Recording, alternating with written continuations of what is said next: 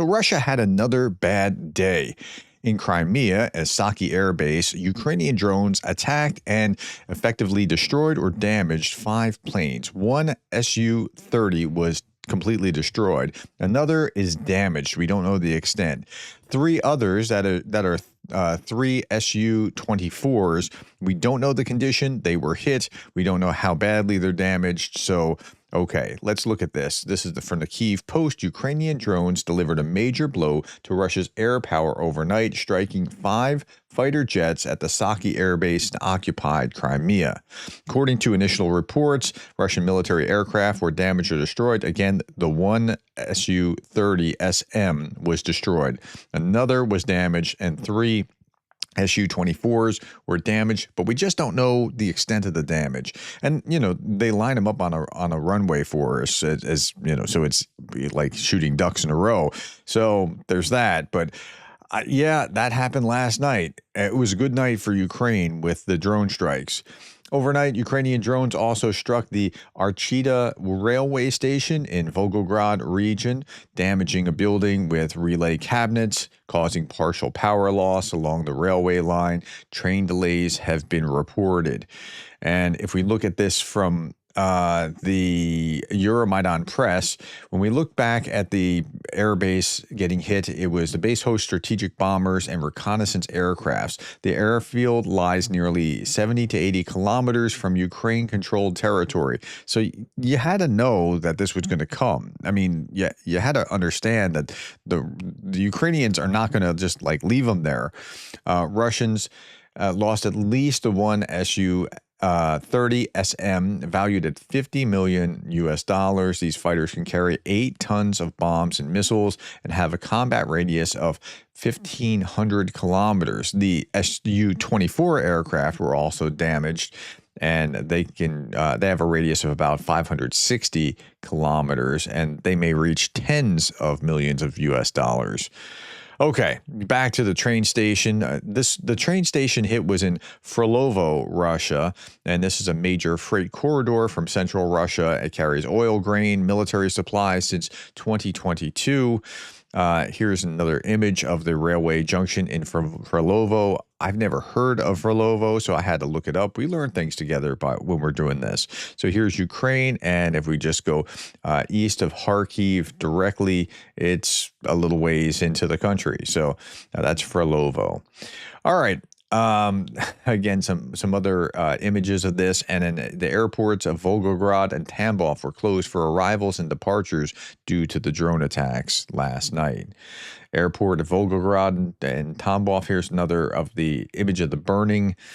And now let's talk about what happened last night. So last night, Sochi got hit pretty hard, and the area around Sochi. So Sochi Airport now imposes fuel restrictions after drone strikes on fuel reservoir. So some departing flights from Sochi are now being forced to make additional stops at alternate airports for refueling due to a shortage of aviation fuel in the Adler fueling zone. Adler was hit pretty hard with the oil tanks being destroyed. And then Preston Stewart posted this. I thought it was fascinating. Publicly accessed cameras in Sochi, Russia, last night were showing the location of a mobile air defense team as Ukrainian drones struck targets in the area. That's just mind-numbing to me. That's a pretty bad mistake. Okay, remember the Sochi TikTok stars? We saw them out there, trying to look appealing on film with the burning in the background. And yeah. Okay. So the Sochi TikTok stars have been picked up. They've been arrested and fined for what they were doing. Here is 21-year-old Daria and 19-year-old Karina came under police scrutiny after posting a video where they pose to music in front of the massive blaze. They have now been detained. Earlier, Sochi's Interior Ministry announced that they were searching for the reckless Zoomers who recorded videos at the scene, stating that their actions will be given a legal assessment. But they're popular now, so look at that. That's really impressive. Yeah. Okay. I saw this and I thought, really? I mean, this is one of those times where you just think, really? Really? Okay. We now know everything in our life is fleeting and you must pay for everything, says an upset Sochi resident who wants Ukrainians to pay for launching 60 drones at her city, keeping her awake. Well, this is just genius. Let's look at this. Um, Okay, so she's complaining that we literally slept for 3 hours because of drones. Like she just couldn't sleep last night, and it's because of Ukrainian drones. Where does this blank launch from? Your airspace is blanked up. Okay, uh, genius with the adjectives here. The oil depot was the only site to strike, and was it worth launching 60 drones for that? Well, that's not true. There were plenty of places to strike, but yeah, they effectively destroyed it. They are just stupid cowheads. Okay. Some total weirdness is going on in the Ukrainian social media. They are just pissing themselves from happiness as if they blanked up some global headquarters in our country. I won't stoop down to the level of cursing them because it would be low and blanked up as possible in this situation. So I'm not going to curse, but I cursed while I said I'm not going to curse. Okay. After all, we know that everything in our life is fleeting and you have to pay for everything, as she waxes philosophical, concluding everything returns to normal sooner or later. Okay, how about that? So the Russians in Sochi are upset because drones kept them awake. She should contact folks in Kyiv and find out, compare notes. Tonight, drone strikes again caused large-scale fires in beautiful coastal town of Odessa. As usual, drones just randomly hit civilian objects, a market, a dorm, a private flat. Now, I'm going to take issue with this randomly hit civilian objects, and I think this is important to have a discussion about. I don't think there's anything random about just hitting the city. I don't think that the Russians, so you have to separate this. The Russians are not targeting, I don't think, some very specific things like, oh, it hit an old church, it hit this hotel, it hit this, it hit this, that. I don't think so. I think they're just trying to grind down Odessa and Kyiv and other cities. And where it hits doesn't really matter. So it said drones just randomly hit civilian objects. Randomness is the pattern. I don't know if that makes sense, but randomness is the pattern. They're trying to just destroy, drive people out, reduce their ability to live there, and that's by design. And so it's different if you're trying to create conditions where people have to flee or create some kind of humanitarian crisis or what have you. Okay. This was the radio market in Odessa, which was damaged by a Russian strike. The fire destroyed dozens of trade pavilions that house electronics and household appliances. Russia destroys Ukrainian businesses. Yes, that's by design.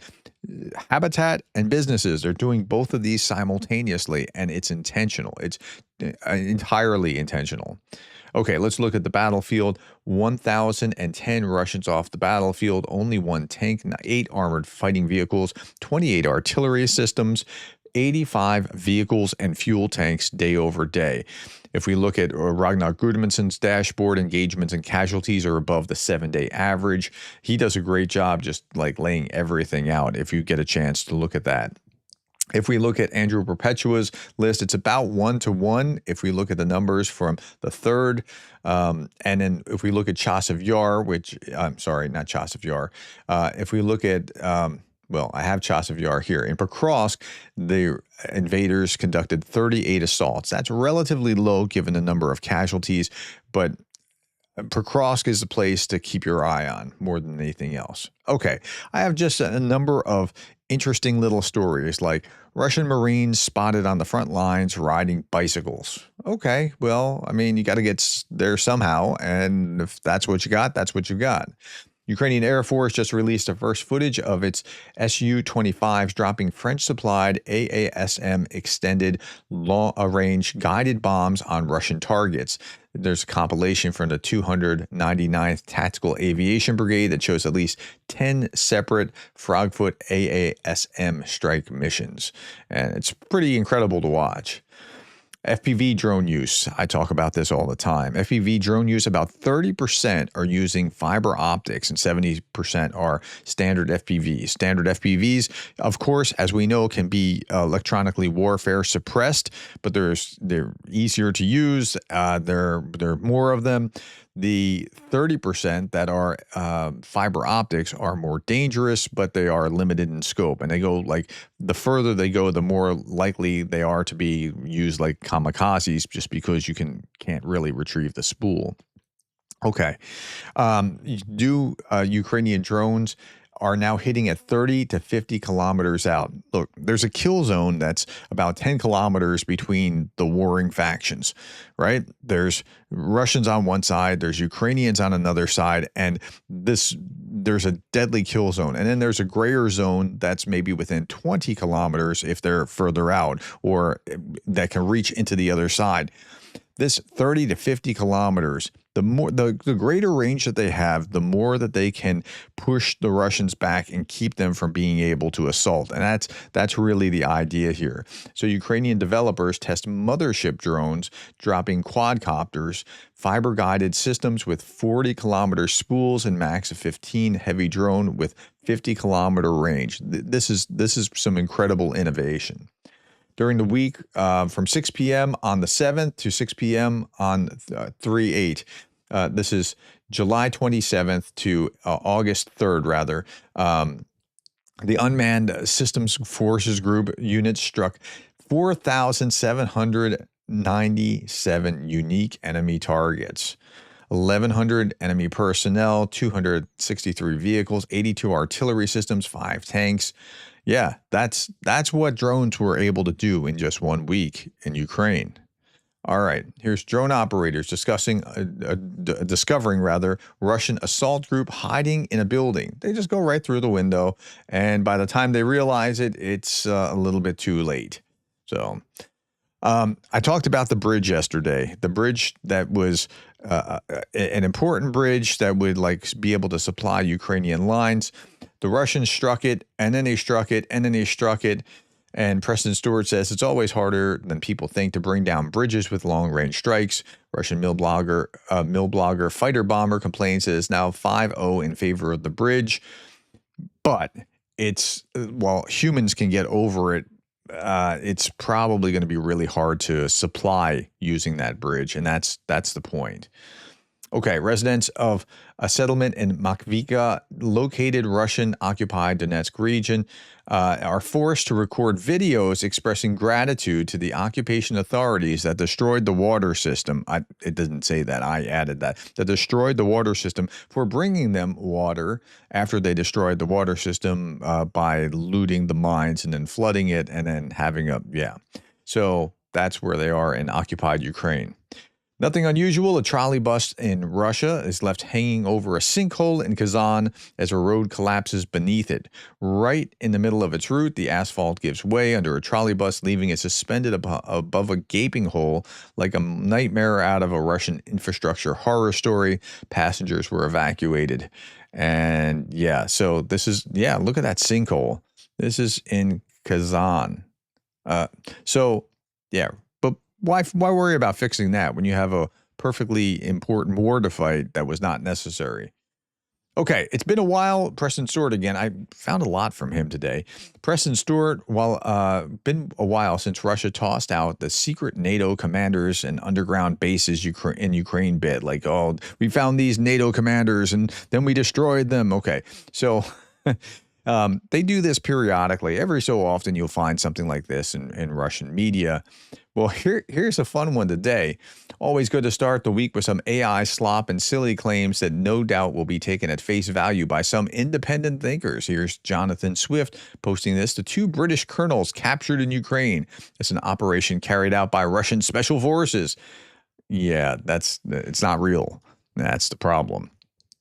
Speaking of the files of not real, let's look at this. Russia's only aircraft carrier, Admiral Kuznetsov, After decades of service, is planned to be scrapped. Now, I talked about that the other day. They were wrestling with this idea. But look how Spetsnaz 007 frames this: a true test of Soviet engineering rather than a necessity to the Russian Navy. Well, we don't really need it after all. Today's aircraft carriers serve lesser purposes, sitting ducks for hypersonic weapons. So you're discounting that because you have to scrap it because you can't actually repair it, which leaves Russia with zero aircraft carriers. But he's not going to go on and say that. Okay. Vatniks, I pronounced it Vantix yesterday, I think. Cheryl Waitley called me out on that and said, hey, but is the dyslexic moment? I can't pronounce things in multiple languages. So Vatniks are now using AI-generated videos of the Russian Air Force because the real one keeps getting obliterated by Russian drones. So we were just talking about the Admiral Kuznetsov is no longer going to be in service. Well, this is a video, it's AI-generated, of them taking off from an aircraft carrier that doesn't actually exist. Yeah. That's where we are in this day and age. It's absolutely fascinating to watch. All right. General Zaluzhny is spot on. He put this article out a couple days ago. Russian casualty numbers cited by Trump and Rutte are irrelevant. Moscow would gain millions of conscripts and vast resources if Kyiv falls. Either integrate Ukraine's army into the European army, or they'll be integrated into the Russian army.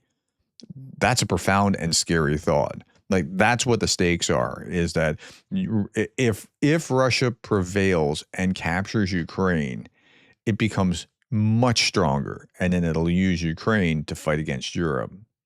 Okay, Darth Putin, why don't I have air and sea superiority with the sunken ships that still float and the destroyed planes that still fly? It's a good question. And then here, I'll leave you with, well, there's two things. Let me show you this first. To my board members. Now, I have YouTube memberships and I have Patreon. If anybody cares to support me, I leave the links below, but I generally don't wave that around. My board members are the highest level on Patreon, and they really came out to support me. And so as a thank you, we meet regularly, well, semi-regularly. I mean, I try to do a quarterly board member meeting. I missed one back in the spring, but okay. We're going to do it Saturday morning at 10 a.m. It's a live Zoom meeting. So my board members, if you're watching, and I know that you guys are very regular watchers, 10 a.m. on Saturday, just want to make sure that you're aware. Okay. And then I'll leave you with this. This is an elite Russian paratrooper celebrating Airborne Forces Day. So here we are. He's going to celebrate by showing how tough he is, smashing a bottle on his head. And let's see if he can do it. Nope. 2, 3, 4, 5, 6, 7, 8, 9, 10. Come on, I thought he was an elite airborne something. What's the matter? Come on, you can do it. Just keep it. Where there's a will, there's a way. 11, 12, 13. I think this is an excellent training exercise for them. You can do it. 14, 15. Come on. Anyway, that's all that I have, my friends. Thank you for your time, the likes, the shares, the subscribes. And thank you for being the kind of person that cares about Ukraine.